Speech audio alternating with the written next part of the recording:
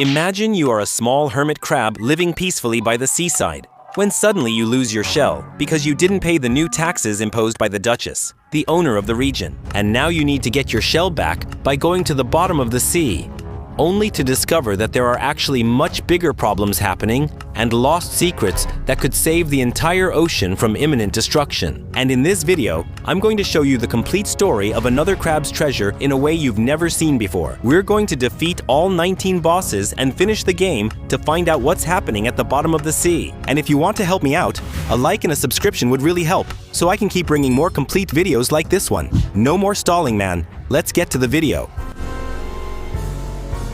Would prefer to be simply left alone. The story starts here, with him chilling on the beach, when out of nowhere, that skinny shark wakes him up.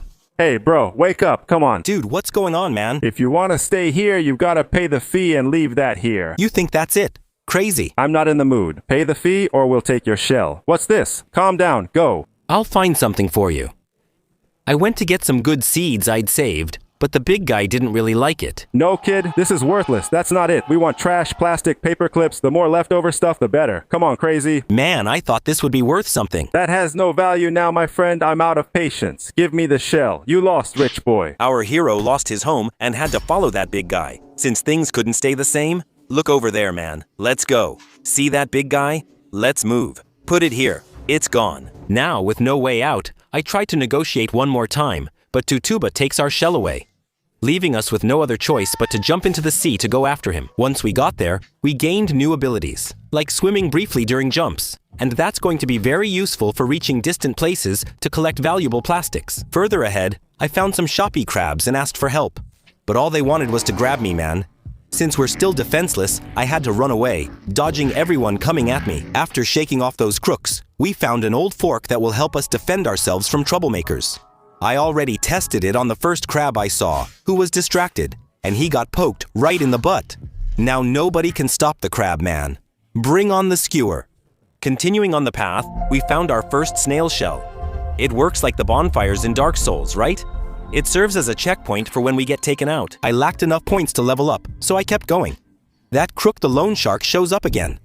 First. Man, you really don't get tired, do you? Get out of here, man. And once again, I lost sight of him, man. We're left without our shell. Moving on, we arrived at shallow waters, and Snail shows up to greet us. Hey man, help me out, dude. I lost my house because of the loan shark. Dude, the Duchess is making everyone suffer and you're trying to benefit? I just want my house back, man. Guys, man, class is over. Whoa, what's his deal? He suddenly got mad just because we forgot to deny some taxes. I didn't get it, but he got hit and was knocked out immediately. You could already see the Duchess's castle from far away. And on the way, even the fish didn't want to talk, man. So I had to be really careful. I took this moment to explore the map and collect valuable items. 2-liter soda lighter, man. In the middle of the exploration, the first boss was right in front of us. I didn't think twice and went for the classic test. His name was Royal Shellbreaker. And honestly, it didn't even last 10 seconds I got wiped out, man. I'm trying one more time here. Dude, I think it's going to work this time, huh? Damn. After a few hundred tries, watching Sirigero get knocked out, I finally beat the boss. He only dropped some valuable junk that we can trade later on. With our earned points, I returned to the shell to upgrade stats. As we explored, we also found the important Blood Star arm, and if we collect a total of 5 of them, we can increase our health. I also collected some purple crystals, but I don't know what they're for yet. You'll see more about that later on. Finally, we found the second shell, located in the middle of the shallow waters region. And here, if you're interested, I found my second Blood Star arm to level up vitality. Continuing on, I found a souped-up hairdresser crab with a comb in its hand. This one was stronger than the previous ones, but after facing the boss, it was easy. Unfortunately, these big crabs started to become more common, and here I almost got taken out. It was really close, but the challenge was worth it, because it was guarding the starfish item, and it would be our first stowaway, which is a kind of rune that gives us some buffs, or in some cases, also a debuff. After calmly exploring the area, I went back to the shell to level up some stats so I could finally head to the castle entrance. Right away, 2 knights were guarding the entrance. And look at that, man. The guy is totally naked. Heh. You can't enter without clothes, my friend. Fix this situation. They told me that in that direction, I could find something to cover our butt. and they also said there would be guards there. But I didn't care and went anyway. I had barely arrived there, and I came across some crabs hanging from the straws, probably to serve as an example to others. I really had to be careful walking around here. While exploring, I found our first cosmetic item, which could be changed in the menu. I thought this was what the guards wanted, but it wasn't. Something was still missing, so I went back. Then I found a button on the soda can machine, and I pressed it without thinking twice. And that's when I realized that this would replace our old shell. Basically, any trash I find out there. I equipped the can and moved on, but then the guards showed up. Are you stealing in front of everyone? Man, you messed up. Now deal with it. No, now I'm gonna beat you up, kid. Whoa, there he goes. There was no escape, and the battle began.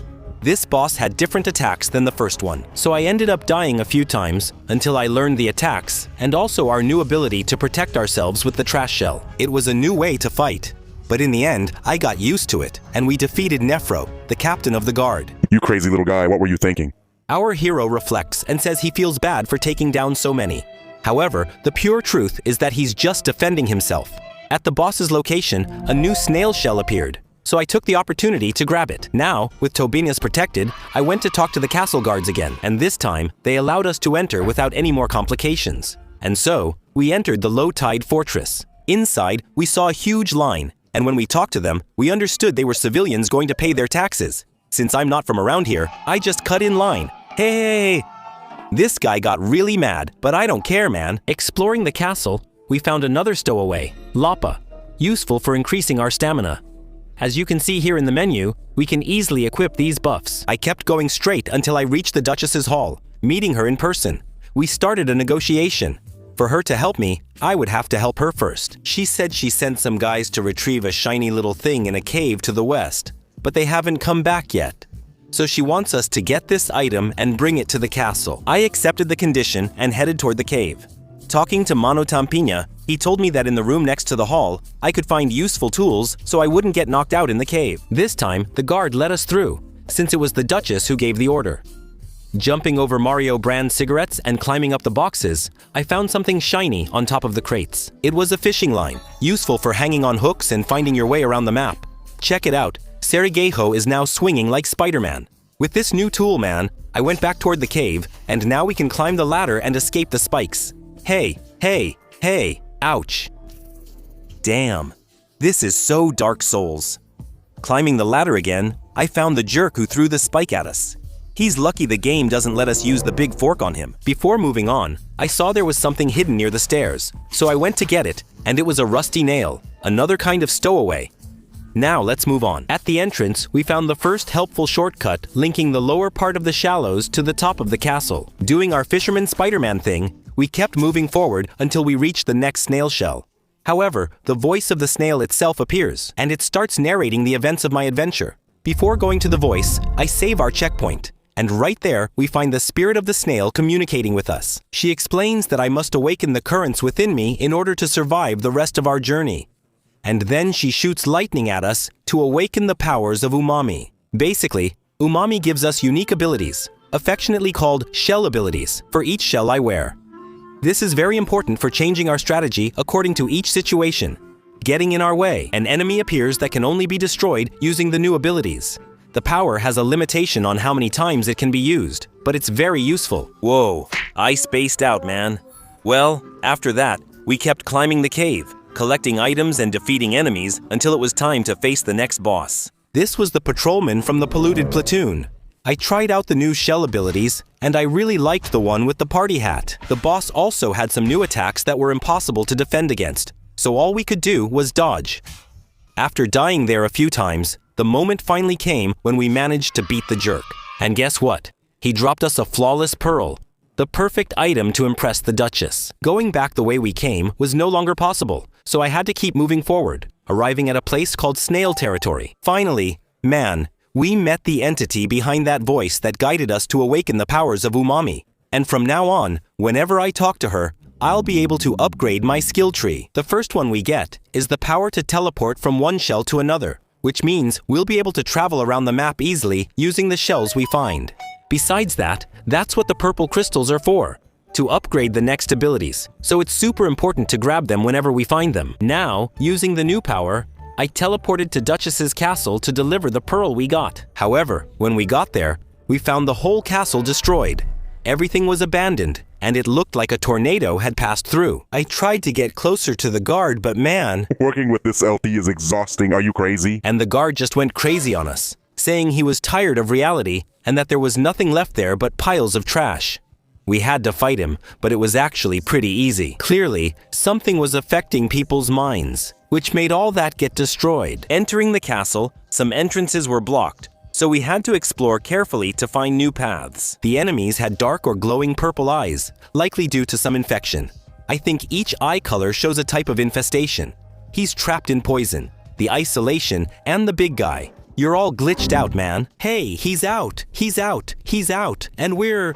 Saiu. Eita, pega. Part of the inner wall of the castle, we found a new shell, and finally, we found some paths that took us even higher. When we reached the top, we found an oyster, and inside, there was another starfish arm, with only one more left to complete the belt. From up there, it was possible to enter the interior of the castle, where we managed to open the main gate, unlocking a direct shortcut. When we got to the Duchess's room, she wasn't the same anymore.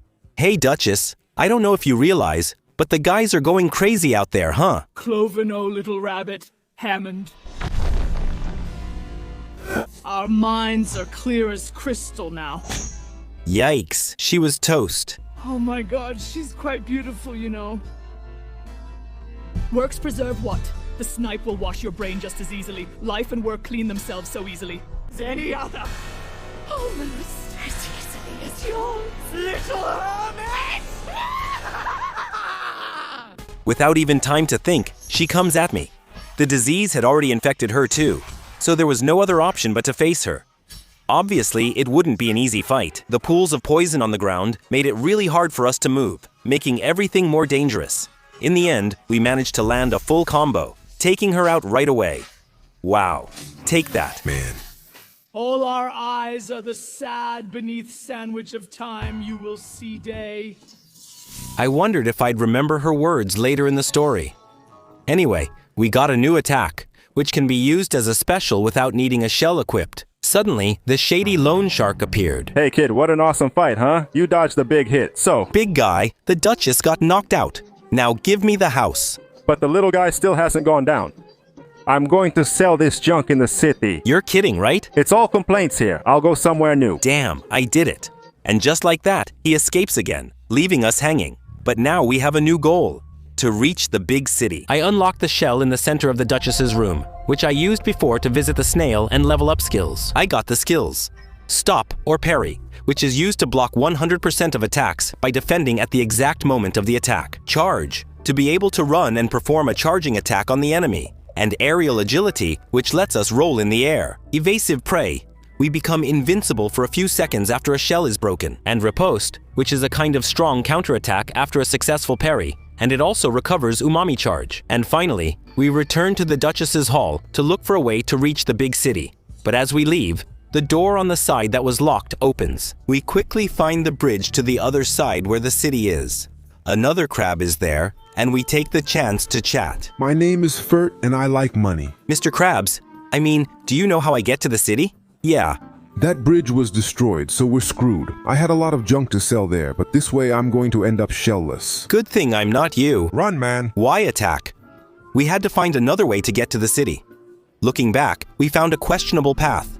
Right away, a golden item was on the ground. It was a stainless relic. It'll be really useful later on. And now we've reached the edge of the reef. It's a really beautiful place, to be honest, with lots of cool fish swimming around peacefully, not trying to kill me. I activated the shell and went on my way. New enemies showed up, like this sniper seahorse, and new shells too. Okay, even my last one. Dude, use the trampoline. We also went through some scary, tight places where you could easily fall. Oh, I can't believe I died here in my flip-flops, man. But the enemies can fall too, you know? In the middle of the map, I found Turbo Man, from the movie Turbo, you know? My name is Bablo, and I'm a 5-time champion of the Mollusk Racing League. Yeah, and I'm a vacuum cleaner. Kid, I can teach you to reach extreme speeds, but not so extreme that you'll get sick, cry, ask for help, beg for breaks, but it'll already be too late because there won't be any way to stop. It's so fast that you'll fall. Man, if that's true, I'm screwed, huh? And so, we learned the new rolling skill using the shell. And dude, it's really fast. On my first attempt, I fell into the abyss. But the second time worked, and we reached the other side. There, we activated the snail shell and moved on. And finally, we arrived in New Carcinia. Right away, we saw Mendigejos sleeping on the ground, man. Entering the city, the doors of the houses were playing cards. The paths were made of receipts and invoices, and the houses were made of milk cartons. Or even plastic. We were in the biggest trash city under the sea. I didn't waste any time, man, and went to look for information about the loan shark. Hello, little shadow. Yes, I saw your shark friend pass by here. Friend, never, old man. Where did he go? I don't know. I just welcomed him at the entrance of the city. The guy took my house, old man, and said he'd sell it.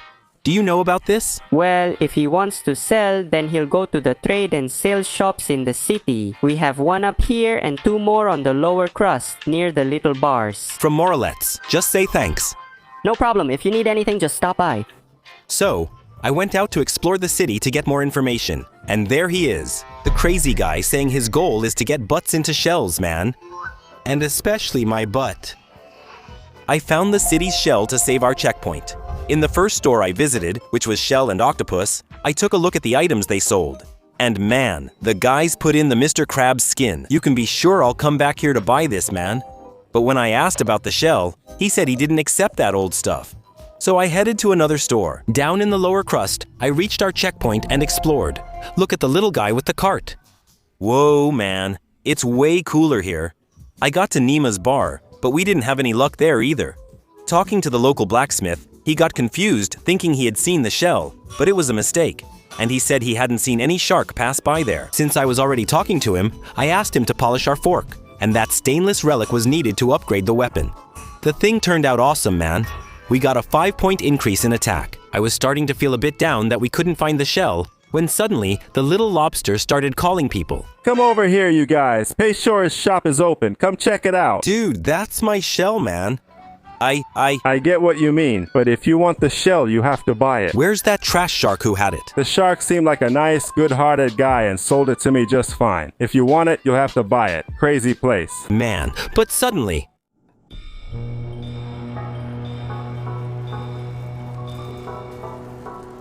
Land creature! It's a land creature!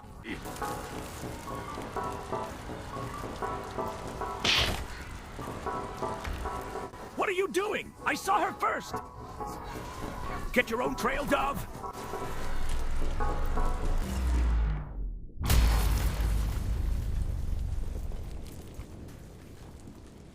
Is that thing? It's a message from the captain! Excuse me, please. Pardon me. My God! If I'm not mistaken, this is part of a map! A map showing the way to a most valuable treasure, I say. The first stop on the map seems to be the forest to the north of here. May the best crab win! I, the great Holland businessman and mayor of this city, am hearing some fools say they're going to get something of great value. Are you guys crazy or what? Here's the deal. Whatever it is, it's going to be mine, you overexcited fools. We are in agreement. Hey kid, get that treasure for me and I'll return the shell. I'll give it to you. Really? Do you promise? Of course, do you think I would lie? Yes. Yeah! I'm going to get that treasure. Keep your voice down. Are you crazy? That's it, bro. Kid, you stirred up the fools, but here's the thing. Let's see who gets there first. I hope you know where you're sticking your antennae, kid. Now there's no use crying. We'll meet again, you filthy creeps. And so, the treasure hunt began. All to get our home back. And besides, now we can sell the junk directly to Lagostinho, getting more microplastics to level up our character. When I saw his shop, he had the blood starfish arm I needed to upgrade my vitality. So I bought it, and my health increased. Talking to Nima, she told me that Ronald owns the waste companies. So getting through there won't be easy. And before anything else, I stopped by our shell, leveled up a few points, and headed towards the grove. This time, I made it. We arrived at the sandy stretch. Talking to Nima again, she told me to only walk through the arches, because I could be devoured by a monster that roams the area. So I kept that advice in mind so I wouldn't get taken out for nothing. Talking to Conchi, he gives me some guidance on where to go. But honestly, I end up taking a different path without realizing it. You'll understand more about that later on. So, I followed my path, guided by the arches. And yes, I found the monster in the area and even tried to fight it, man. But honestly, I wasn't ready for it yet. Yeah, man. I let it go for now and we kept moving forward. We had arrived at the wreckage valley and the first shell was right in front of us. As I was jumping across the platforms, out of nowhere appeared Inkerton, Roland's right-hand claw. At first, I struggled to learn his moveset and failed badly. But this fight wasn't meant to happen now, since before he reached half health, he ran away. What a coward, Madero. That's what you are. Moving on, we reached another checkpoint. Guys, this place smells great. Look over there. Check out that creature. Isn't it beautiful? That's it, guys. For those who know Souls-like games, you know there's always places like this. Everything's rotten, stinky, and tough. And yeah, man, this is one of them. Lots of poison pools, new enemies, crabs with spinning attacks, and so on. Only good stuff, right, man? I accidentally glitched the map while exploring and managed to get to a place I wasn't supposed to be yet.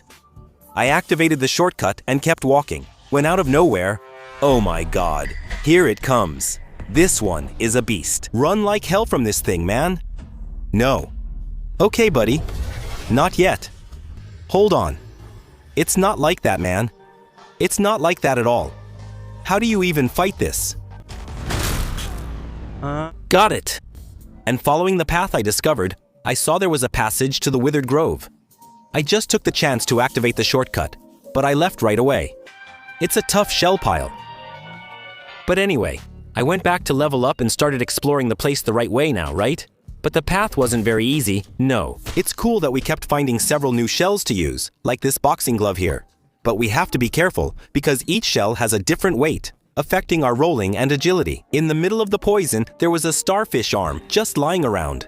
I just grabbed it and ran, man. And dude, this place, with all these creatures and mud, is really pretty trippy. And I'll tell you now, for now, it's pretty chill. Things are still going to get worse. And right there, we found a new look for our character.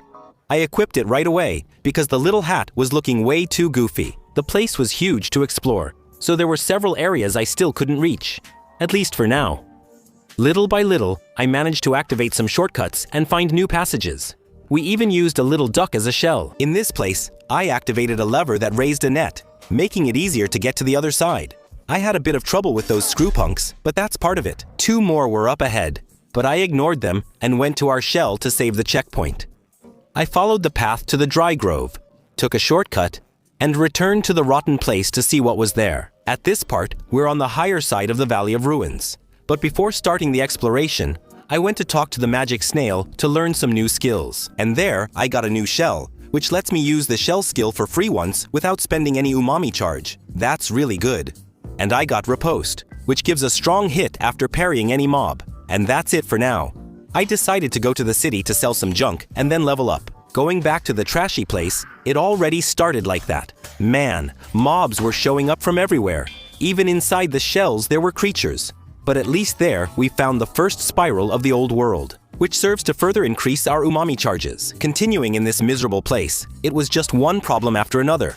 Right, it will be you. There was some good golden item right there in the middle of the trash mud, man. I didn't hesitate and went there to get it. It was a really interesting hitchhiker, man, because he increased all our stats by +3. However, I didn't have enough space to use him at that moment. After exploring the whole region, all that was left was to face the mini-boss. We had already defeated a similar one before, so I figured this wouldn't be a problem. Then the sewer frog appeared, and we had to leave. Once we lost him, we defeated the mini-boss and sent him to the afterlife. We got the shark tooth, which increases the charge attack damage. Exploring the place a bit more, the biggest challenge was how long we had to stay away from a shell. So I was always afraid of dying and having to make my way all the way back to the next checkpoint. And on top of that, there was a boss waiting for us right in the middle. But first, I wanted to explore everything, and of course, save our checkpoint too. Fortunately, we found a path that would take us to that new spawn shell. We saved everything, and I went back there. I fought the trash mobs, grabbed the crystals, and found some items. And finally, I found the path that leads us to the crane in the middle of the area. I climbed it to easily reach other places. And in one of those caves, a big, ugly frog showed up completely hidden, man. I waited for him to come out so we could fight. But honestly, I ended up dying in a really silly way. I went back there to get my money, and I took the opportunity to activate a shortcut that connected to the lower part of the Valley of Ruins. I defeated the big frog and got my crystals back. I found some more interesting hitchhikers. And then I found a new path, man. It kind of launched me upwards. Cool thing was, it took us to a cave with areas above water, so we couldn't do our usual swim in the air. I liked how the game combined these two physics. I grabbed some items and explored, but the place was big, and there was no checkpoint nearby, so I thought it was better to go back there another time. I went back to our house, teleported to the city, sold some junk to the crook, and did a nice upgrade. Back in the junk city, I was ready to face that boss who was just waiting. He had some really annoying and dangerous attacks. However, we found a really easy way to fight him. Attacking from behind, the big guy takes forever to turn around, man. So it was really easy to trick him. That way, we defeated the big guy. And here's a tip for you, man. If you're starving, do this and you can't go wrong. Finally, I made my way to the door of Holland's factory. But there was no way to continue. The power outlet seemed to be blocked by that tennis ball. I figured we weren't supposed to be there yet. And then I remembered that old Conche from the city had said I should go to the grove first. So I was a bit ahead of myself, I guess. So I went back, taking the path by the buoys. And I went to the left side of the map. That way, I reached the dry grove. After activating the checkpoint, I went to talk to Firth. And he reminds me that the first part of the map is here. Overall, I thought this place was pretty cool. The music was pleasant, and the enemies were easy, probably because we leveled up early back in the Valley of Ruins. And it didn't take long for the first mini-boss to show up. The sick Lico Liquantropo. He had some attacks similar to the big sewer toad, but he also released trash mobs through the watering can he wore on his head. But these were pretty easy to defeat. On the first try, I died like a fool. But on the second, it was easier, and the big guy went down. The boss dropped the salmon, a hitchhiker that's almost like a pet. I'll show him to you guys later on. After that, I kept exploring the rest of the grove, defeating enemies, trash, and getting some very important items, things. And there were also strong enemies that you couldn't mess around with, man. This punk was guarding the star arm, so it was worth coming back here. After exploring the whole grove outside, I went back to the area where the mini-boss was. And there was an entrance to a cave. Right away, we met Tortellini. He was hiding and didn't want to be disturbed. Inside the cave, we navigated several parkour sections before reaching another checkpoint where we found Firth. He was just watching the money, man. While exploring, one of the mobs dropped a hitchhiker, which will be important later. This gave us the power to revive one more time when we used it. But right after, it gets destroyed permanently. But don't worry, we'll get to that. We kept going higher and higher, but the strong enemy was blocking the way. And with only one life seed left, and without a shell, I started the battle. But first, I tried to run past him to find a shell nearby. Luckily, we found some good old Yakult, and I invested in the life regeneration skill. The fight with him was really intense. I almost died several times, but in the end, we beat the rascal. As we explored, we discovered a new checkpoint and found the old shell guy. He said he'd long wanted to visit the grove and mentioned there's a lot of history buried here, and that if we wanted some history lessons, we just had to talk to him. Moving on, we started climbing some suspicious pipes, and I kept activating shortcuts whenever possible. I went through several parkours and climbs until I found a new shortcut. And even Nima. And talking to her, she reminds us that we're facing living beings, that they were only corrupted by pollution, and that the only thing that sets us apart from them is that we still remember that. Quite a reflection, I would say. Facing this vagabondy here, look, he drops us the Lamprey Hitchhiker, which gives us the power of vampirism. In other words, we recover health when we attack enemies. This is definitely going to be very useful. I explored the rest of the area and jumped into the big pipe. That way, we come out on the other side of that initial part. I unlocked the shortcut and moved on, and this time, it was time for another boss.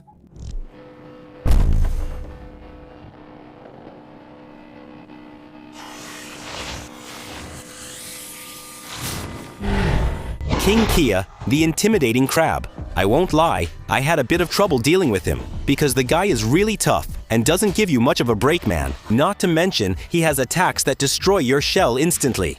And to make things worse, he has a second form that increases his attack speed. making it even harder to find an opening to strike back. But after a lot of suffering and persistence, we beat the intimidating crab easily, since I had memorized his attacks. He rewarded us with a stainless relic. We grabbed the boss checkpoint, I leveled up, and sold some junk to the little lobster guy. I took advantage of the money and went to fulfill my promise to buy Mr. Krabs' outfit, man. And that's crazy, it looked really awesome. Easily one of the best skins. After leveling up with the rest of the points, I went to visit the snail lady again.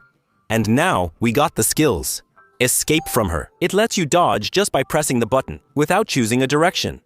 Really useful for quickly escaping backwards. Fast fall, which unlocked a new attack for when we're in the air. Scrap hammer. It's used to skewer a shell onto our fork, to deal heavier and more powerful attacks. Harpoon, which is used to pull enemies in with our fishing line, but it uses up some hooks from the inventory, so keep an eye on that. And self-repair. When we anger enemies, we can recover recent shell damage, which is great. Now we're ready to continue back to the dry grove. There was also an item on the ground where the boss was. And guess what? It was the first part of the map. Right then, Cheetah shows up, saying that boss was easy and that there are much worse things ahead. But she thanks us for clearing the way for her. Clever girl, clever boy. She went on her way, heading down. Some parkour sections have snipers in the way. This is where our trash pulling skill is useful. I recommend leveling up this skill quickly. It really helps with exploration. There will be a base.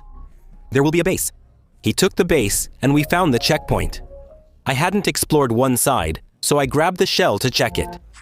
There were crystals and a fishing bag in the oyster chest. It increases the number of hooks we can store in the inventory with each spawn. Pretty useful now that we're using that skill to pull enemies. And nearby, there was a shortcut to get to the wreckage valley. Some places are impressively connected. Back at the shell, I went to the city to deliver the map, sold junk, and bought a stainless relic from the little lobster. I also got a shark egg to reset points, which will be useful. After talking to Farajum, I upgraded our big fork, boosting attack by 5. Finally, I delivered the map to the shell, who helps us decipher it, and he says that the next part of the map is now in the wreckage valley. But, as you've already seen, we've explored that place pretty well. But obviously, something was missing, because we didn't find that part of the map. It's probably in that area that goes out of the water. So I teleported there to the loading point, and since that part of the factory entrance was still locked, I went to the part of the cave without water. On the way, I tested new abilities with the big hammer, and I jumped onto that crane to get closer to our destination. There, I found Manu Furt, and he keeps defending Roland, just because he's a mega-rich businessman. But he still can't see the harm Roland is doing to the sea, and to all his employees. After that, we kept exploring the cave, pulling enemies, finding items, and climbing the little nets, until the mini-boss, the one with the guillotine, shows up and takes us out. And the worst part, man, the thing is, I hadn't found any checkpoint yet, so I had to reset from our last spawn. When we got there, we couldn't die again, so I got my money back, grabbed some items there, and dodged the scoundrel to see if we could find a closer checkpoint. The best I found was a shortcut, which helped a lot. So I went to face him, and it went well. That's how it is, man. When we're nervous about losing, we make more mistakes. When we're calm, things are easier. Continuing, we found a hole with 2 questionable lobsters. I got ready and jumped in. Soon, the battle with the Ceviche sisters began. Honestly, maybe this was the easiest fight of all. I didn't see any different attacks, man, from the mobs that are just like them. The only difference was the size of their health bar. But other than that, honestly, it was very easy. In just a few hits, the fight was over. As a reward, we got a new skill that imitates their shots, allowing us to hit enemies from a distance. The middle pipe starts working again, letting us go up with the steam. At the top, we activated the shortcut and kept climbing the building. I pulled a lever that moved the crane up ahead. I kept going up until we found another part of the map. Now we just had to take it to the shell and decipher it. But before that, I went to check out what was on that platform we moved. And there we found a star arm. Only 2 more left to upgrade our health. And now I realized, at least in this place, there's nothing left for us to explore. So I went back to the city. I gave the map to the shell, and he told us, first of all, that we stink too much. And secondly, he explains that the third part of the map is probably with the souped-up big crab over in the sandy area. So now there was no other way, man. We had to take down that big guy. I took the opportunity to get the Vitalga Sprout item from the little lobster to increase the amount of health we can carry. and I also took the chance to sell some junk. There at the back bar shop, Nima's place, I increased our passenger capacity. That way, we could put in those more powerful ones that required more space. That way, I changed our build and went to face the boss. Through the sandy area, I went back to that region and waited for the boss to spawn. The fight against Pagurus, the Voracious, isn't that simple. He's really overpowered and uses some very strong area attacks. If you slip up, you lose your shell really quickly. After being knocked out a few times, I memorized his attacks to defend myself and beat him. I took the chance to hit as much as I could and kept attacking carefully until he was done for. And there it is, man, the last part of the map. Let's go, dude. Bring it on. Man, that's it, dude. New shell unlocked, huh? Oh, it's Buckethead. Without further ado, I went back to the city, upgraded more hitchhiker space, and went to take the map to Conchi. He tells us that the treasure is near the Holland docks over in the dump, and that all that's left is to go there by boat to get it. And yes, a boat in the sea, but it's not a submarine. But suddenly, Holland shows up. Now that's what I'm talking about, you pigeons. Just be thankful for putting the pieces together. Now I know it's close to my company's area, man, so that's it. I'm taking this map with me, all right? We're in this together, man. With the shell, it tells us to hurry.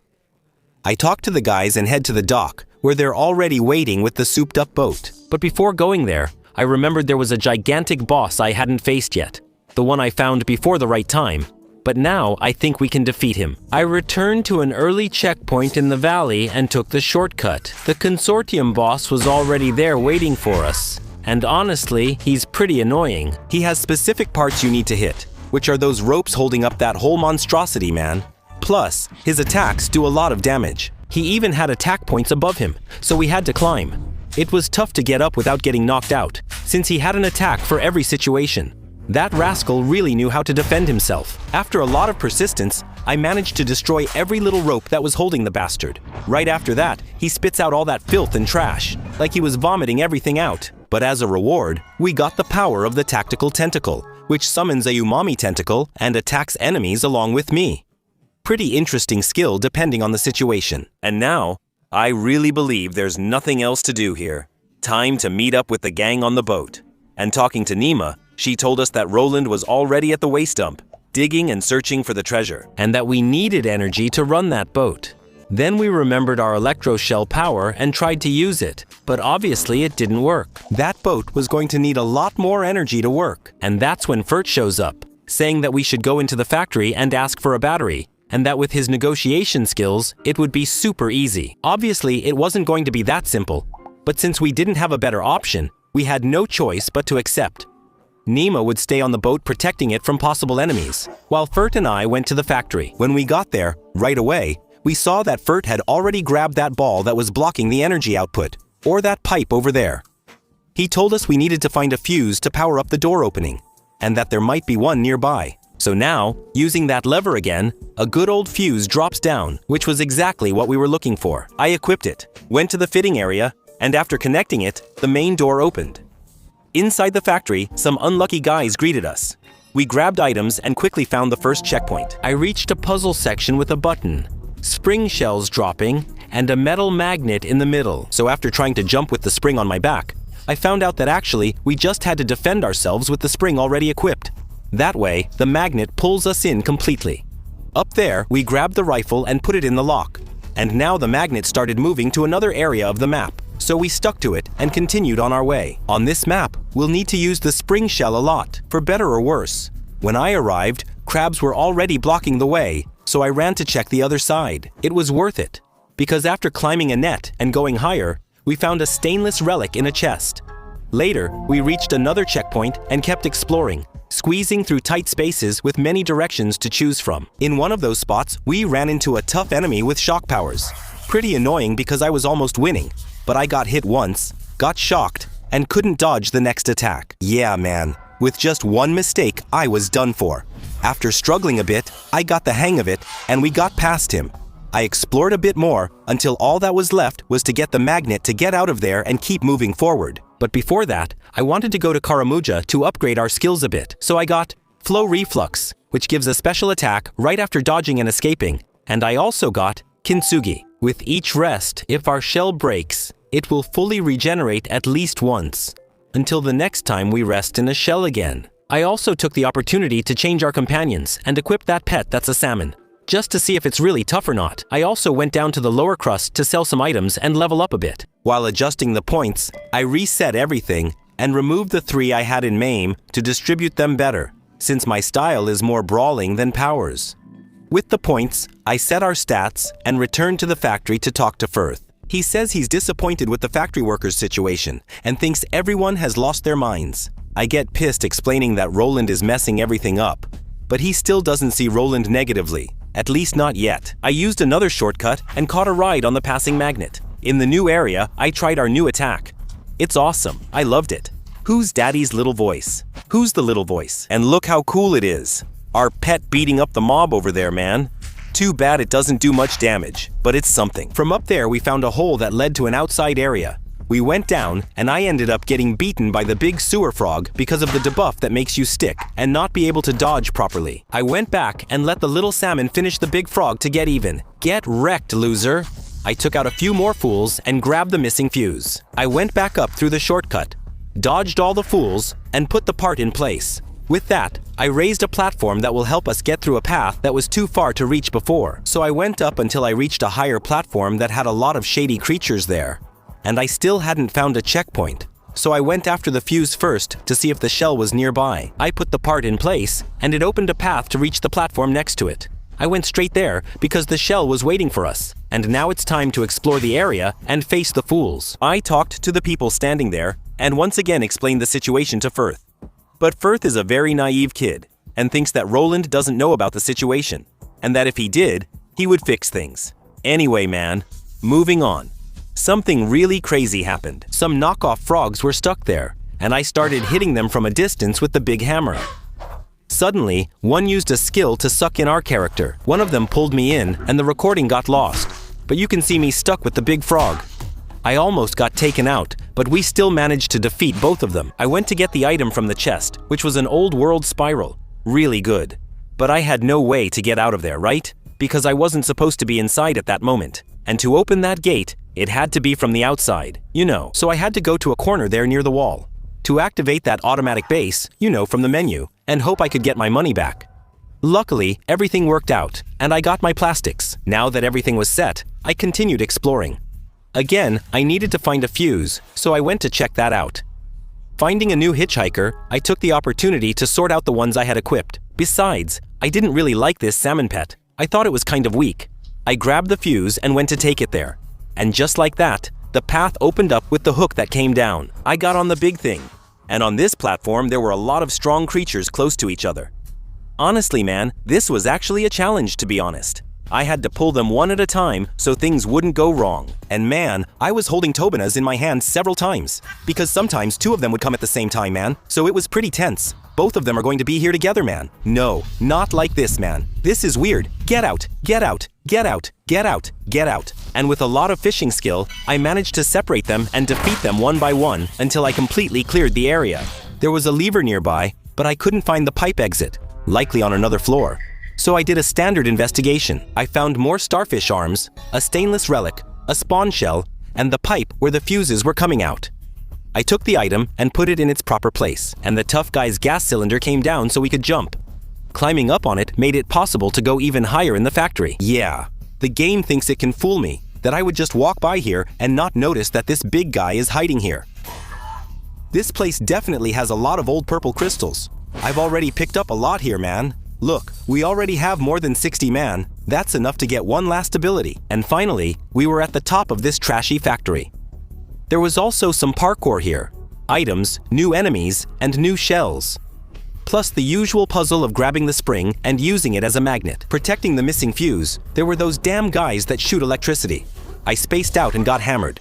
But after some struggle, we managed to pull the lever and get our item. This time, the crane moved several platforms below.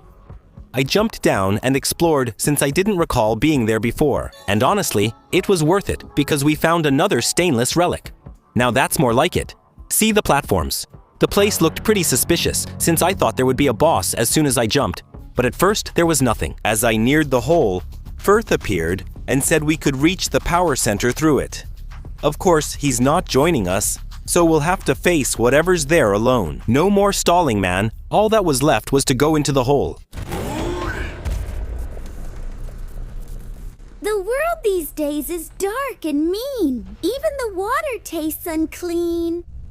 And even those you love and trust would rip your limbs off if they must. Like Mr. R, the one in charge, who scrapped our homes to build his barge. But don't be gloomy, glum, or sad, 'cause down in here it's not so bad. Save crying for another day. Forget it all. Come on, let's...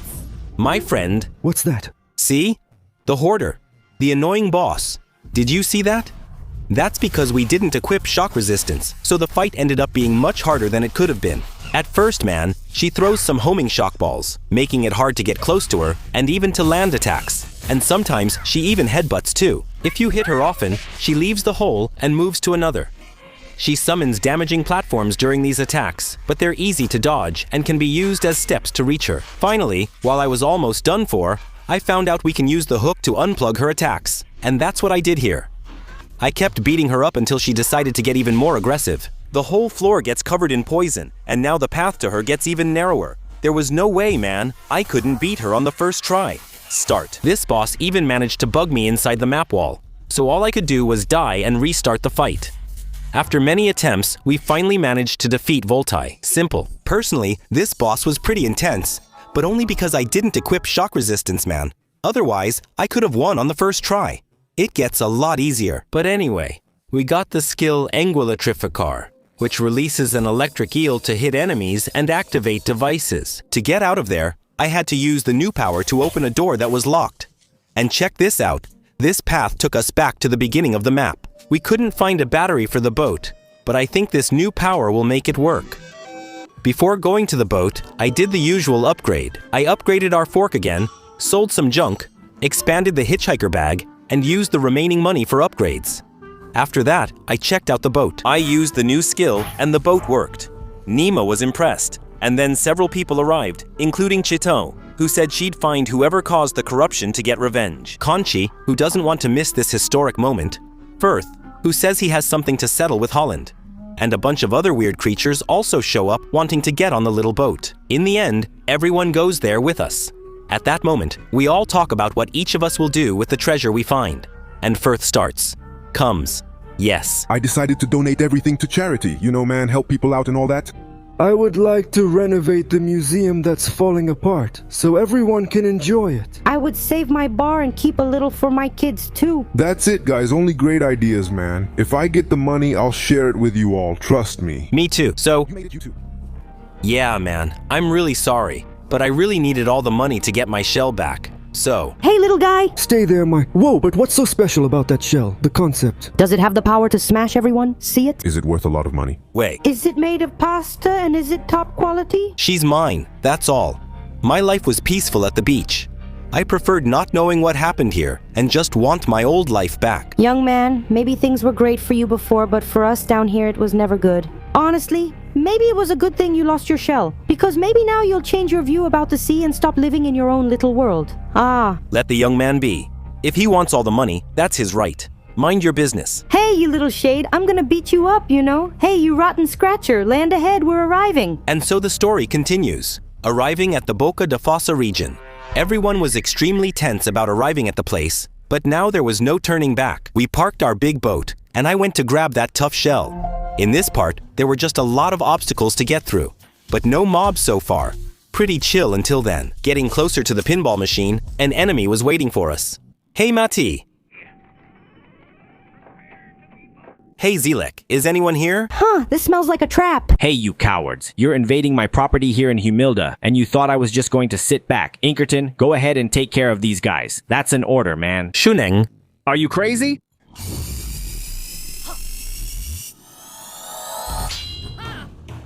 Since you're younger now, I'll take care of you and get Tobinhez ready.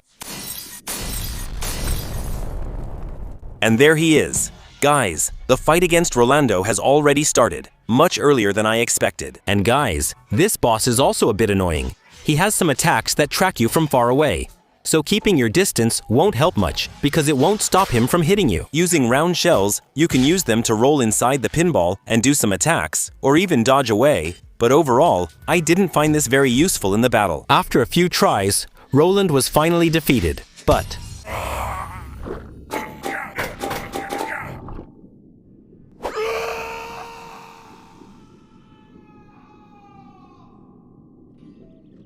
Great job, kid. You nailed it. The barge is ours. Don't... What the shell was that? Hey, that's the Twisted Crew. You thought I was done for? You thought wrong, suckers. In the end, the treasure is here and it's mine. So go home while I stay here nice and chill. I've been working my butt off trying to get my old life back. I'm pretty sure I've been working harder than anyone else. And now all of a sudden I'm the jerk for wanting the treasure I earned? And you don't have to do anything at all. You just sit around and stuff just happens for you. It's not fair. It's all a bunch of bullshit. I'm sick of it. I'm gonna. Creel.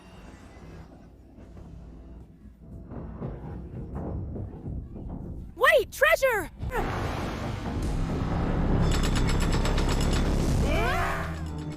Are you crazy? Young people are wild, huh? Man, we...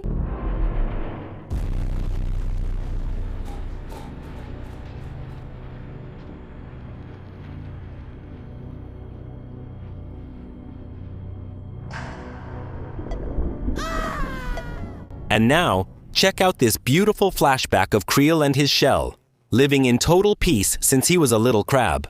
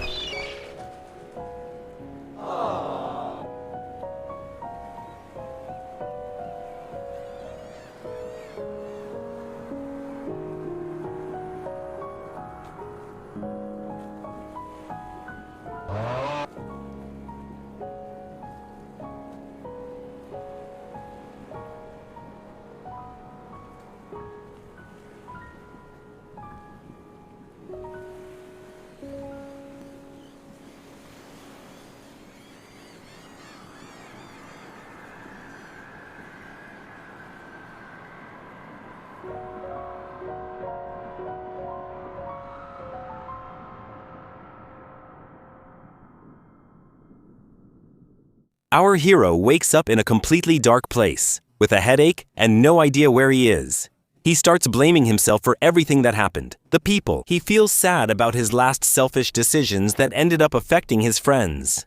But suddenly, a dark voice starts to speak. What word comes to mind when you think of the Earth? Hello? Is someone there? Would you say the Earth is beautiful? No, it's mean. And it's rude, and it's scary. And everything nice in it just gets messed up eventually anyway. Moving on, we find Firth, and he's super frustrated with the treasure, because in the end, the treasure was just a pile of paper, and for them there, it's absolutely worthless. Out of anger, he blames our protagonist and tells us to go to hell. He was so mad that it wasn't even worth trying to talk to him. So we walked away and kept wandering until that evil voice showed up again. Going be. If the world is ugly, then you need to fight. Fight to rip this ugly world apart. I don't want to. I'm tired of fighting. I never wanted to be any good at it. I'm never getting my show back. So what's the point? If you don't fight, you will die like prey, along with the rest of this world. Maybe I don't care. And so, Krill, with no more strength to fight, is attacked by several enemies, but he has no will to fight back.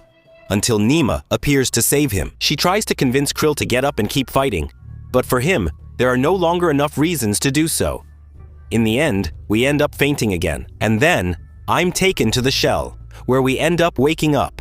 Apparently, we had swallowed that black goo, but there was still time to repel the infection. We rest a little longer until we fully recover.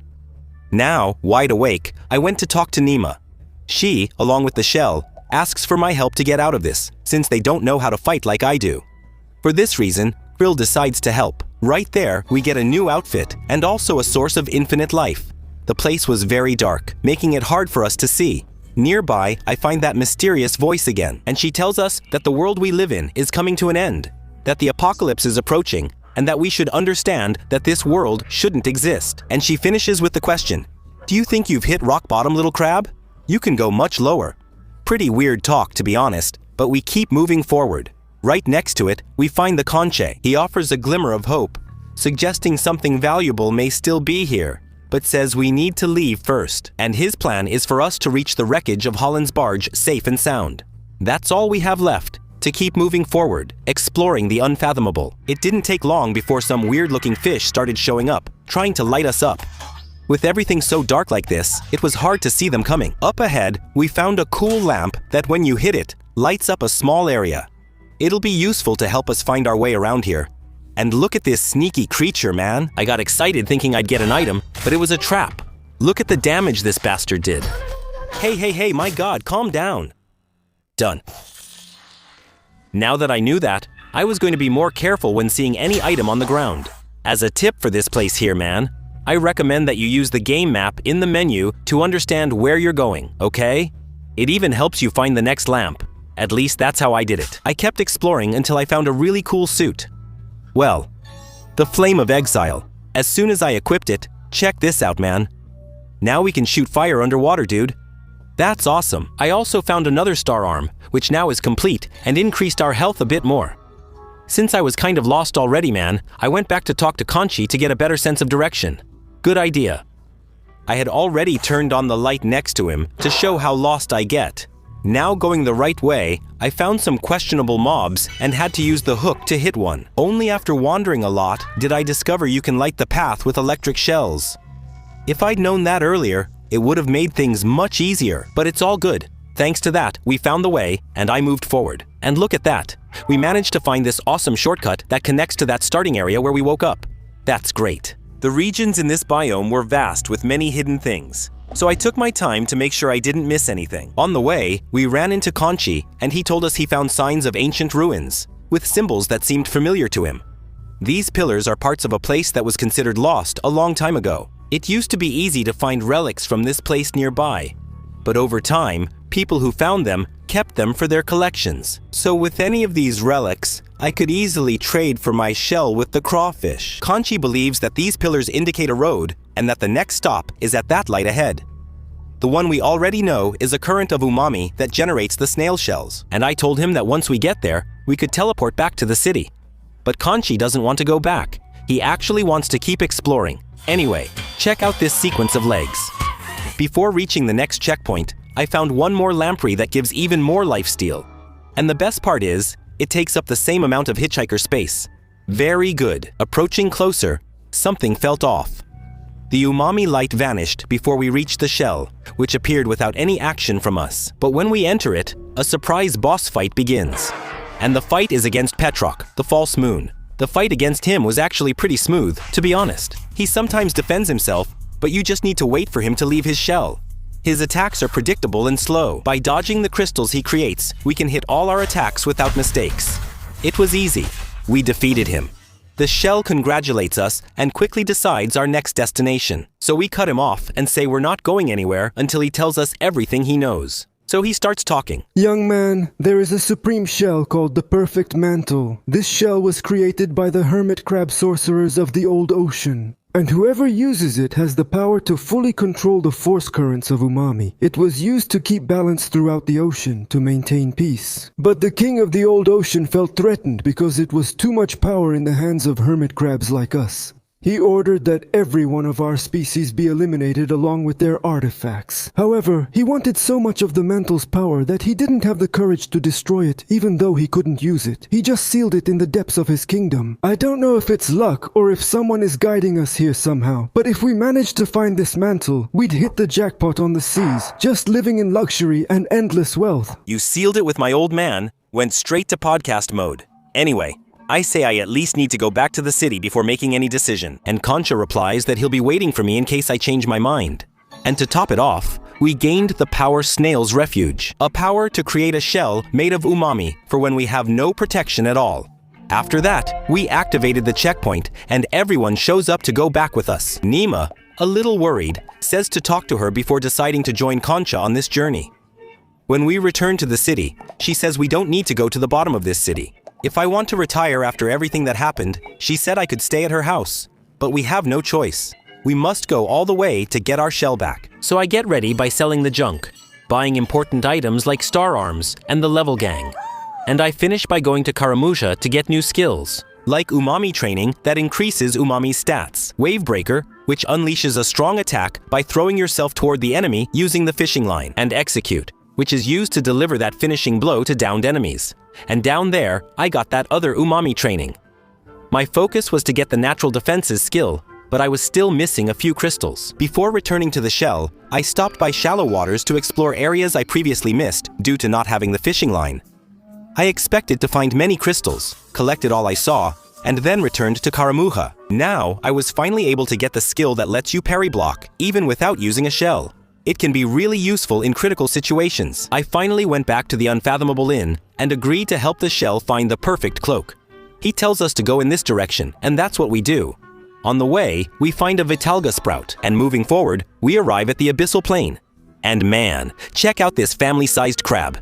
Dude, that's crazy. The thing looks like a giant spider. And to make it worse, it shoots a really dangerous laser. First, I checked for alternative routes, but found only this stainless relic. In the end, there was no other way. It was the only path. I decided to go after that huge creature and started hitting its legs from underneath. Man, I was really paying attention because I was afraid of getting one-shotted by this thing. And that grab skill right there, I almost got caught by it. You know? After much persistence, the creature was finished. It's good it drops the hitchhiker, another crab. You'll see why soon.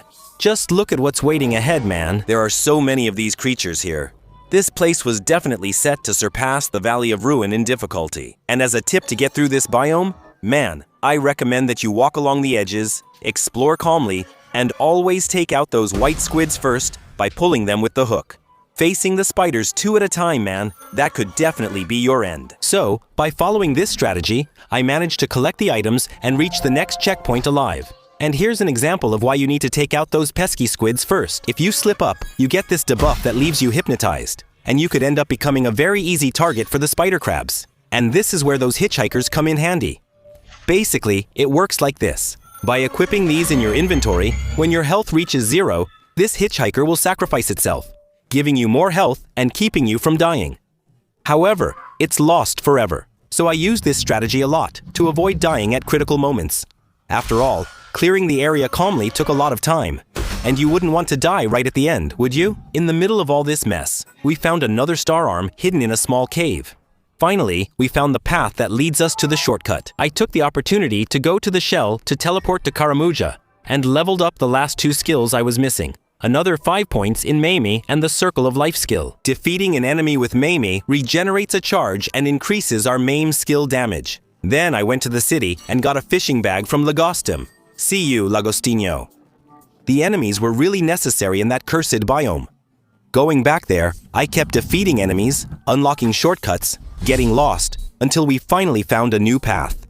And here we found Chitin. She claims to know the Mantle's power and wants to use it against the ocean's tyrants.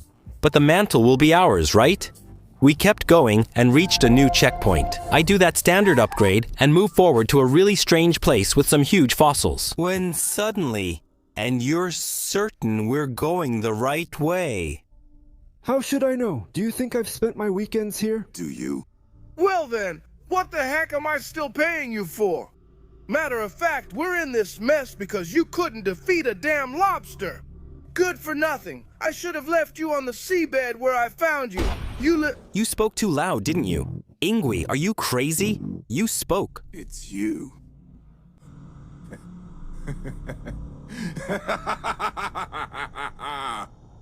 Enjoying the spoils, are you, lad? Proud of what you've done? Look, man, I don't want anything from you. Please just leave me alone. I don't want to fight anymore. Please leave me alone. I don't want to fight anymore. But fight you did. Just like me. Just like old Linkerton. And down here we've both drifted, too worthless at the bottom of the truck. Yeah, guys, it's time to face Inker, the crab hunter. His attacks at first were pretty easy, nothing too hard to dodge. I found Roland a bit more annoying to face, to be honest. But, unlike the first time we met him, this one had some new attacks. Like, for example, this pain shot. So, what do you think? Besides that, later on he uses a pretty annoying skill that makes our character lose vision, leaving everything completely dark. If you don't get out in time, you can get hit by a shot or another attack. I noticed he's tougher than the other bosses I've faced. It took longer to reduce his health. It's just longer compared to the others, you know? But after using up all my health potions, I managed to beat him on the first try. It was the first try, man. That was easy, huh? It seems like I'm as undervalued as you are. And as a reward, we got a stainless relic. And looking at the current situation, among the enemies that were left, there aren't any left now. None except for that dark voice. That shows up every now and then. So I started wondering who was left to face. Anyway, I took a look at the map and kept moving forward through the huge bones. And finally, I reached a part that wasn't anything special. This is where Concha shows up and says that this place is actually a lock, and that it can only be opened by 2 hermit crabs like us. We don't understand the reason for all this, and Concha says that I should see it with my own eyes, because no words would be enough to explain the situation. So in this shell-shaped structure, we move forward and sit, just like Concha. And suddenly, the whole structure starts to move, working like an elevator, which takes us even deeper into the sea. And that's when we arrive at the old ocean. The buildings and structures are all white and seem to be abandoned, forgotten, not to mention the sense of mystery that covers the entire atmosphere of this biome here. I couldn't wait to explore all of it. Upon arriving, Concha tells us he can't believe we're in this place, and says that the perfect cloak is indeed somewhere in this ocean. And we, like hermits, feel this calling to change the course of the world. And that's it, family. Now we begin the exploration of the last part of the game. Yeah, man, we're very close to finding out if the cloak is real or not. It didn't take long, and we've already found the first checkpoint. At first, I didn't find any enemies, just some crystals that I still didn't know what to collect them for, since we had already leveled up all the skills. But hold on, little viewer. Later on, I did find out the reason. Okay, don't worry. Unfortunately, the peace of not finding any enemies didn't last long. A bit further ahead, some really slow white crabs showed up, and when you defeat them, they come out of that white shell and get faster. So, we have to kill those bastards twice. Check this out, man. This tough shell is really cool. Walking around with it makes you look camouflaged. No wonder its skill is bait. In the old ocean, with everything white and many floating platforms, we had to stay alert to find the most important hidden items. And there were even new parkour techniques, like these little air bubbles coming out of these bottles. Or maybe they're detergent bubbles. Anyway, I don't know, man. I guess it doesn't matter. Fast. Here we also found Dr. Torquil's outfit, but honestly, it still doesn't beat the one we're using now. And man, those dentures on the floor are really annoying. They bite you on your toes, and you get stuck in them just by stepping on them. You lose the shell you were using, and you can't get it off until you take some damage from any enemy. So I had to be more careful and watch where I was walking. Finally, we found the first checkpoint with the shell waiting for us. He gives us some motivational talk and says he'll meet us inside. And man, this bridge was really dangerous because there was someone far away throwing bombs in our direction. So there was no way to fight these enemies here. I just thought it was better to run forward and ignore all of them. I grabbed the item that was at the edge and jumped to the platform in front of us. Getting to the castle wasn't easy, so we took a different route. That's fine, since we got another star arm here, now with only one more left. In this part, the platforms were kind of small, and there were some holes, so I tried to be really careful not to fall. After climbing the foam platform, we reached the other side, and then the top of the stairs, where Trash was throwing bombs at us. The crabs were lame and caused little trouble. To get in, I just had to open 2 faucets in the corners, and the main gate opened. As soon as I got there, I had to face a pretty annoying knight. Whoa! Oh man! I died. Dang, man. Having to come back from here is rough, dude. Going back there again, I grabbed my money and almost got killed by a rat again, man. But luckily, I didn't die, and that's when I get the idea to try to troll the scoundrel. I think he's a bit dumb. What do you guys think, man? He fell for it. Yeah, family. It worked. And of course, I did the same thing to the other guy who was right there too. I took the item he was protecting and kept moving on. This time, we arrived in Carcinia, the stripped city. I got the checkpoint and went to confront the trace of the dark voice. Sushino. I am a dream, little crab. Dreamt by every mind extinguished, every rope strangled throat, every oil-filled gill. Such pain souls are caught by the currents and spin until they reach the bottom of the bottom, down where all things go. You will reach it too soon enough. Yeah, guys, we still have no idea who this voice is, so all we can do is keep moving forward in search of answers. The new mob sniper showed up to annoy us, but at least it dies easily. Luckily, we quickly found the next star arm, boosting our health again. All right, knights. He killed and took me with him. And honestly, check out this strategy. If you strategize... Avançada do Blonks. And like I said before, this place is pretty confusing thing, and it ends up being a bit hard to find the hidden items. After activating the shortcut there, Cheetah shows up, and she says she's also after the cloak, and that in a short time, just by exploring this biome, she learned a lot about the history. And when we ask where we have to go, she says we should follow the spiral, the one that's been guiding us here. Here, with what she said, man, it seems like we're not. We hermit crabs are attracted by the umami currents, the ones that create the snail shells at the checkpoint, you know? And in a way, it's like these currents have been guiding us to the supposed mantle from the very beginning.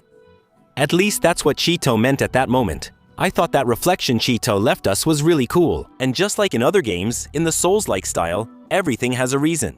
Everything has an explanation. After getting our relic, I defeated all the enemies in the area, picked up all the important items, and headed toward our next checkpoint. I did that usual level up. And once again, we met that voice. You have to. They do not form words. They do not ask for specifics. They pray with their whole being that somehow, against all logic, they will survive their ordeal. And I listen. I will listen to every last one. I am this ocean's only god. I do not care for your verbal prayers.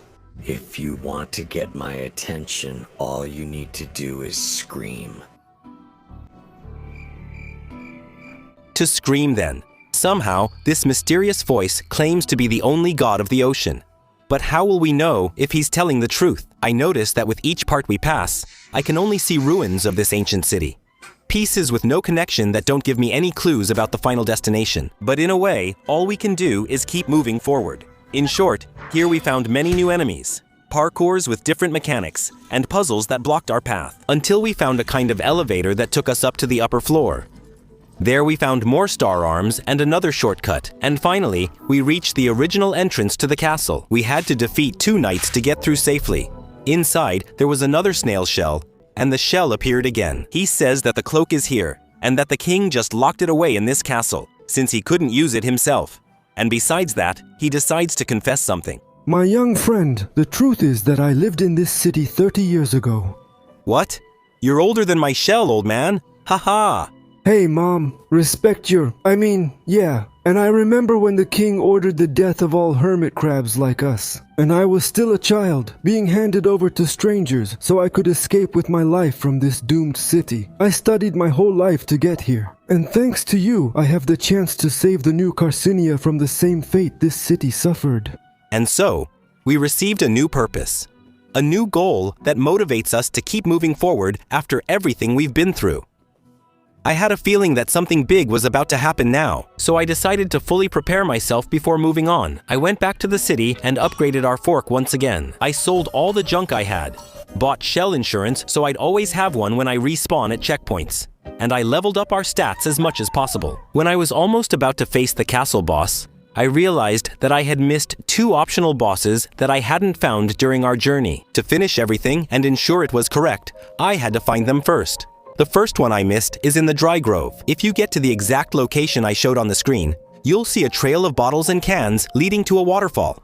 And actually, this waterfall hides a secret cave. There he is, the little guy waiting for us. And his name is Carbonara Coalhada Connoisseur. Yeah, I don't know. But he's very similar to the one we faced back in the Valley of Ruins, but much easier, I'd say. Or maybe it's because we were really strong at this point in the game, right? But there you go. And the first one is done, man. Pretty easy. The second one is also in the Dry Grove, and the closest checkpoint is this one. Look, the Sourness Village. Just go up this whole area, dodging the snipers, and you can even take the opportunity to open this shortcut here from the Sushi Boss Man, which will make your life easier. After going up, just keep heading to the right and look for a hook nearby. After that, the path is straightforward, going through some parkour, until once again you'll come across two passages. In this case, you have to go to the right again, and right ahead will be the boss arena. Why do you stinky lost crabs keep showing up here? Looks like you enjoy getting clawed by Tobinhas, huh? Here's the deal, little one. I'm going to give you a... There he goes 1,000 times, family. This is Topoda, the guardian of the grove. This boss here is definitely one of the coolest I've ever faced. First, he has a really interesting way of fighting, because he'll hardly ever be close to you. See, he usually attacks and then quickly runs away, making it really hard for us to reach him with our attacks. Besides that, he does some Goku-level teleports, man, super fast, to try to catch you with a surprise attack. When you get him down to half health, he gets a bit more intense with a skill that hides his presence. He attacks 3 times in a row, and the only escape is dodging at the right moment. Here's a tip. If you're having trouble, use the crab bait skill, which is right there on the arena floor, because it'll really help you distract him and give you some time to attack him safely. Luckily, man, I beat him on my first attempt.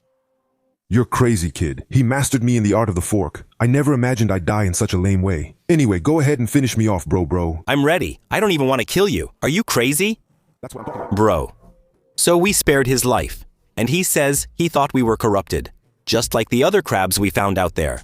And he says he's a grand master of the art of umami. And guess what? He's the one we can use the purple crystals with, because that allows us to evolve those umami skills even further, making the abilities even stronger. After unlocking a few of them, he teaches us a new ability, the Mantis Punch, Luva Deus. A pretty interesting skill, by the way, and now, with all the optional bosses defeated, all that's left is to continue the story to finish the rest. And if I missed any boss, let me know in the comments, man. Arriving in the main room, right away we see a bunch of traps on the floor, and a huge crab passed out in the middle. And without any cutscene or anything, man, the fight just starts. Kamcha, the dispossessed king, wakes up and starts launching attacks that make the ground shake. He doesn't move from his spot, so it's up to us to get close to him. At first, I thought it was pretty easy, and we defeated him without much trouble. However, just like those little crabs came out before, this one was definitely not going to be any different. Okay, he's getting up once again. And now, Kamcha, the reborn, appears and comes at us.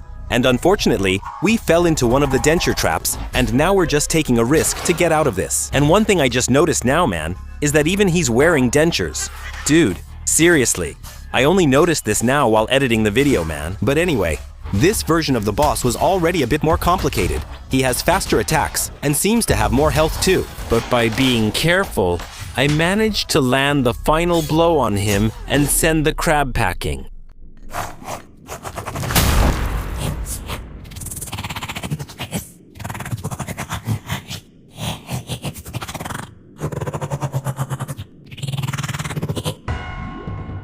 I went back to the shell to save at the checkpoint and level up a bit. Going back to the hall, I jumped into that glowing toilet because it was the only path available. And there, we arrived at a place called the bottom of the pit. Finally, we reached the place that mysterious voice kept mentioning. Again, the place was super dark. There were some really big crab shells, and those purple stones were scattered all along the path. A very calm piano music plays in the background as we get closer and closer to that trail of light in the sky.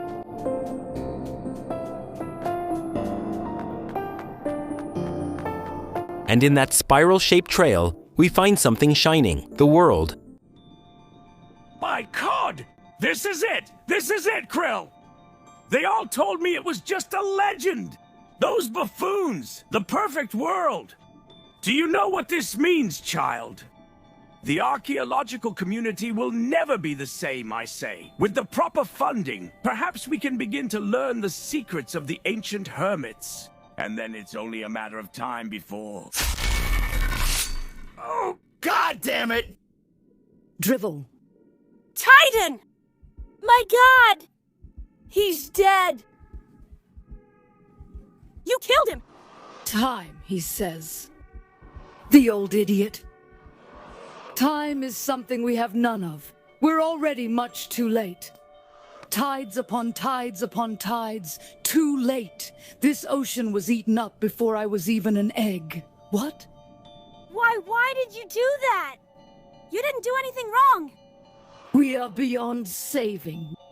Soon we'll share the same fate as the old ocean. The world has only one use now. To punish this ugly world, to rip it asunder. You think you can wield it? In your complacent claws, it's no better than a rock, and you're no better than them. No better than the ones who ate this world up. To think we really thought you could be our show. I could farm it! You are not Khitan! How can you stand it? How can you sleep? How can you even breathe? You've seen how this ocean's been maimed. The agony it's in. The future that was stolen from us. You've seen everything we wanted you to see. So where's your anger? Where is your rage? Doesn't this pain boil you inside, little crab? Doesn't it just make you want to auto-shocking scream? The fight begins against the entity behind the voice, Praia Dubla, the agony of the ocean. And man, I was impressed by the message the game brings. This entity is none other than the ocean itself crying for help, revolting against all the pollution it is suffering. And then, the entity takes on this form to get revenge on everyone who is harming it. And in a way, it's taking up the mantle so it doesn't fall into the wrong hands. Since the Khitan was being controlled and used as a shield, we needed to save her. The fight isn't that complicated, but you need to stay alert to dodge the attacks at the right time, and take out the small crabs she summons. Because only after defeating them does she come down so you can deal damage. As soon as we won, the Khitan falls without moving, but the boss is still alive.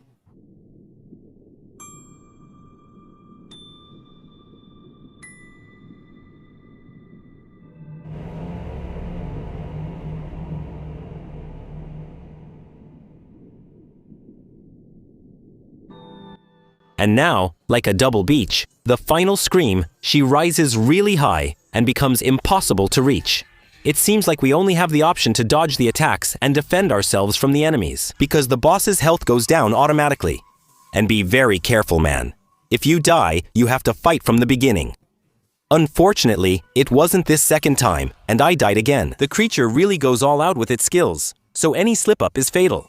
But fortunately, on the third try, I managed to dodge all the attacks, and this happens.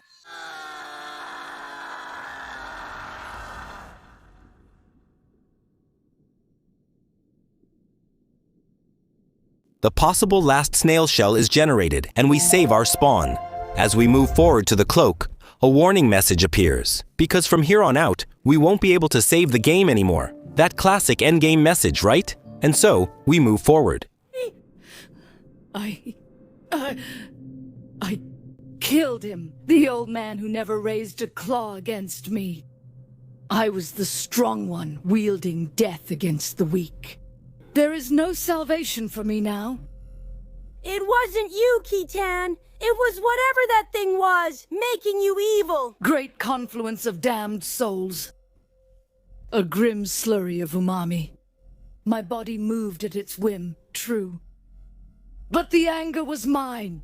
The hate was mine. Without it, it couldn't have taken me as a shell. Stop talking! You're going to be okay, all right? Do me a favor, vagabond. My anger was too much for me, but don't let it disappear. If you can take my anger with you and use it where it's needed to protect this world, stop it. Stop talking like you're going to die!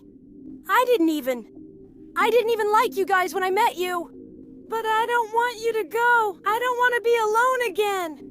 The confluence was wrong. There's still time to save this ocean. I must believe this. Even if it is a lie, I will believe it until the day. This all wait. Wait! That old guy was saying that Shell has a lot of magic in it, right? I'll just put it on. Maybe I can heal you, Krill. Just stay right there. I'll be right back. Hey, turn up the power. I put on this cool-looking shell, and for some reason I feel super great now. Like I could take on the whole ocean. Kinda like anything I want can become reality, you know? This is gonna change everything. I'm gonna be a hero. Blue! Firth, I need that shell to save Keaton. Can I put it on for a second? Catan, who's that? Whatever you need, it can wait, pal. I'm thinking big right now, and my big things are gonna save New Carcinia. Yeah, that's a great idea. Great thinking, me. Let's do it. No, just stay right there, Catan. I'll be right back.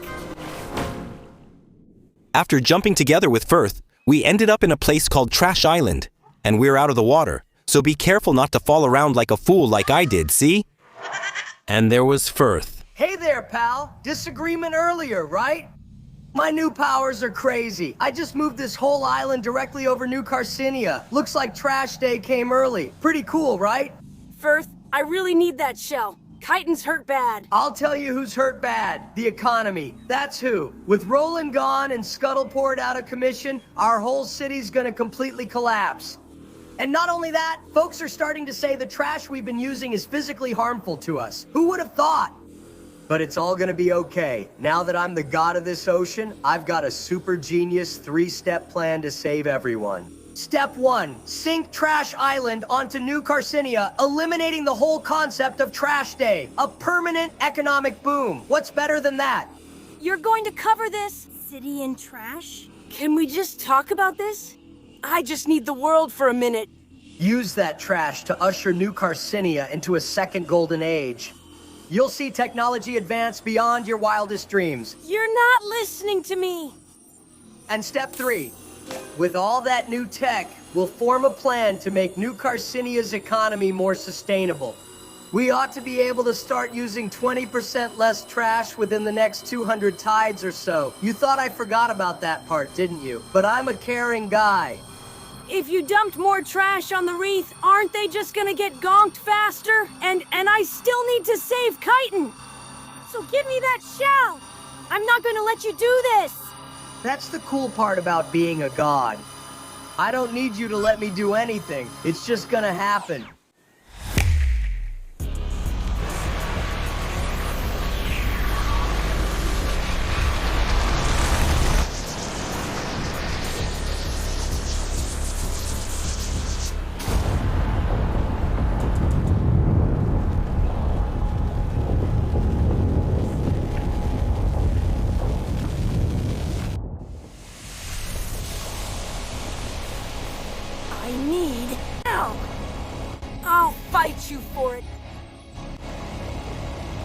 That's a shame. I thought you were pretty sharp, pal. I was really starting to respect you. But here you are, resorting to physical violence to take down an honest business? Crap. No need to get angry, pal. You're only gonna get yourself hurt. I'm not. I am getting angry, aren't I? I think maybe I've been angry the whole time. Ever since I left the tide pool, I never wanted to be. Everyone else seems angry all the time. I didn't want to be like that. But I can't help it. Not when people like you always get everything you want and other people get hurt for it. It's not fair. And I'm really strong now. Strong enough to stop you from making things worse. You really are quite white, you know. If you're gonna fight me, quit the sob story and just do it. I've got an empire to build here. Yeah, that's right, guys. Who would have thought? Damn, Firth is the final boss of the game. He keeps provoking us to make the first move, and when we get there, we see that he's really overpowered using that shell. Firth, the crab who stole the mantle, needs to be defeated because he's doing exactly what the entity feared, using the mantle to bring even more pollution and trash to the ocean, all out of greed. At first, I didn't think he was that strong, but be careful, because even he can parry, you know? After a fight that's actually pretty short, it was obvious it wouldn't end like that. Hey! Would you just die already? The scoundrel shows up in a second form, called Ferti, or Avatar of Waste. I thought this one was even more overpowered. I didn't even last long, man. And dude, with this boss, it's the same deal. If you're knocked out in the second form, you must redo the first one. Facing this trash guy again, when he gets to half health, he starts spamming those really annoying water whirlwinds that move around the arena. They're just there to mess you up if you're not careful. And it's pretty easy to get knocked out, you know? Using that starting skill we learned from Mame, we finish off Masa Seca with a heavy combo. Krill, wait, don't put that on!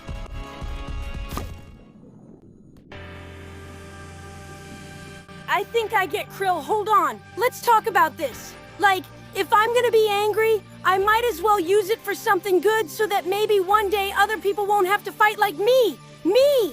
And what better way to start than to beat up a selfish, greedy musclehead? Muscle!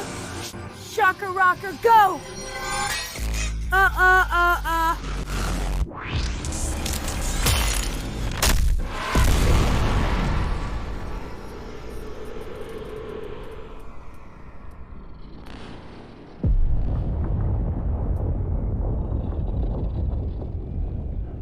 After that big attack, we woke up in New Carcinia. We couldn't really remember what happened. As we moved forward, we met pretty much all the friends we made along the way. They all say they're happy with the junk Felicity collected, since it had some value to them, but they don't know the harm it would cause. Up ahead, the sun appears, and he's soon crushed by the very junk he wanted so much. That way, we see that Fert actually got what he wanted in the end. And fate was inevitable. When we talk to Nima, we tell her everything that's happened so far. And she also knows that nothing good will come from all this trash piling up in the ocean. Our hero also questions himself about why he stayed so long under the sea, and if he really thinks his home is up there or not. Maybe he still hasn't found his home. And look who's still alive and waiting, man. That damn crawfish. When we talk to him, man, he says, "First, you're still alive? Check out how much trash we have now. We're in paradise. Man, you can thank me now and return my shell. The one from my head. No way. Now I want something more valuable. The shell is still mine."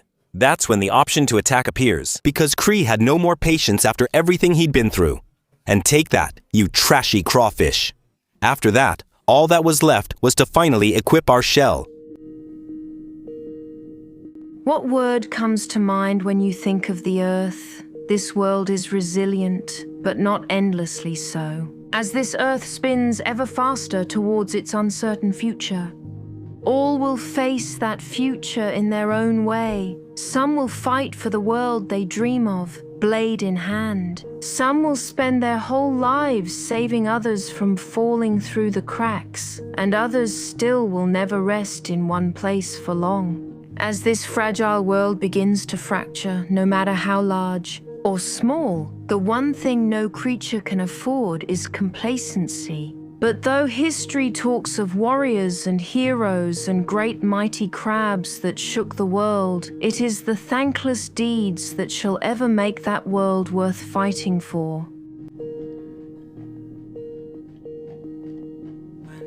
We first met. I'd hoped you might clean up. That's it, guys, Manuzero. And well, guys, let's talk about the final thoughts. Man, I thought this game was really cool. The story brings a very important message, which is taking care of the environment. We haven't cared about this in a long time. The game mechanics are great, and the game's length is satisfying. It took me about 15 to 20 hours to finish up to the final scenes you saw. We see that Cheetah was saved by our protagonist. We also saw that Topoda is teaching mommy skills to the next generation of little crabs. And finally, Krill lets go of his old life with the shell and gives it to a homeless crab who needed it much more than he did. And so he goes on his way as a good hermit crab. And that's it, family. I truly hope you enjoyed this video, telling in detail the complete story of another crab's treasure. And if you liked it and want more videos like this, I really count on your like, because that helps YouTube recommend this video to more people. And take the opportunity to click on any of these links that are showing up on the screen to keep watching videos here on the channel. All right? We're in this together, family. Hugs, and see you in the next video.